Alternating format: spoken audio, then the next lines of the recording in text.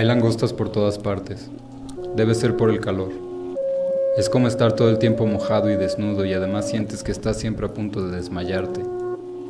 A veces se me resbalan las cosas de las manos cuando intento sostenerlas. Procuro estar desnudo casi todo el tiempo, porque de lo contrario la ropa se pega a mis muslos y a mi espalda y después ya no puedo levantarme del suelo. También siento comezón en mi cuerpo casi en cada momento. Para eso llevo mi cepillo de dientes en el bolsillo. Resulta conveniente para los lugares de mi cuerpo que no consigo alcanzar con los brazos. Pero a veces no traigo pantalones y tengo que ir a buscarlos para recuperar mi cepillo. Ahora mismo no encuentro mis pantalones, ni mi cepillo tampoco. Procuro bañarme muy seguido, por lo menos una vez cada 2 horas. A veces solo me baño para pasar el rato. El problema es que cada vez que regreso a la regadera recuerdo que maté una langosta ahí después de orinarle encima para intentar ahogarla. Una vez guardé una en el refrigerador dentro de un tupper y en la noche me asomé para ver qué hacía. También quería ver si la luz del refrigerador se quedaba prendida cuando la puerta estaba cerrada.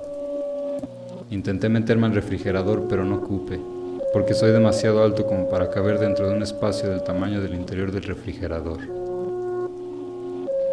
cabezón, quítate! ¡O no respondo! Creo que dejé de dormir por las langostas. Tal vez también fue por el calor. Al principio pensé en salir a caminar para ver si afuera hacía más calor que dentro de la casa, pero para hacer eso tenía que levantarme del suelo y eso era muy complicado. La casa estaba llena de langostas que caminaban por mi cara cuando estaba tumbado en el suelo. Entonces tenía que agitar la cabeza y otras partes de mi cuerpo un poco más grandes, como las piernas o los brazos, para que se fueran, o por lo menos dejaran de intentar meterse a mi cerebro por los cuencos de mis ojos o los agujeros de las orejas. En vez de dormir procuraba tumbarme boca arriba sobre mi cama y menear la mitad de mis brazos de arriba abajo con los codos estirados y sin ejercer ningún tipo de presión en las muñecas, de manera que mis dedos también se movieran como un puñado de salchichas o algo parecido. Hacía lo mismo con las piernas. El resto de mi cuerpo se quedaba rígido y solo se movía de arriba abajo, como un costal lleno de basura sobre la cama. Hacía eso durante horas para lucir realmente amenazador para las langostas, hasta que volvió a asomarse la luz del sol por la cortina. Yo sudaba tanto que se me olvidaba que estaba sudando y dejaba de pensar en el calor. Las langostas se trepaban por mi piel y chillaban en mis orejas sin importar qué tanto me agitara desnudo sobre la cama.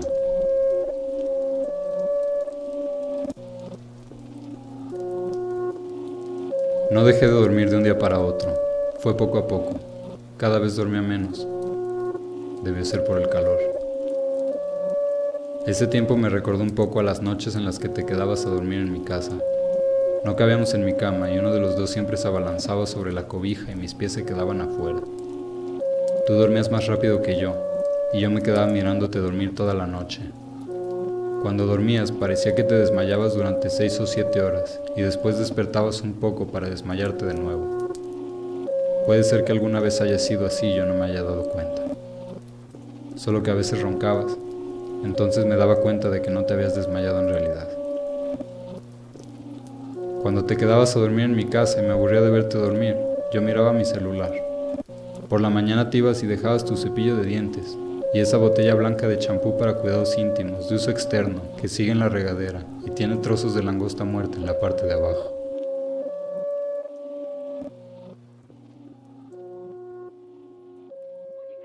¿Te levantaste del lado incorrecto de tus apestosos calcetines? ¿Me estás oyendo, inútil?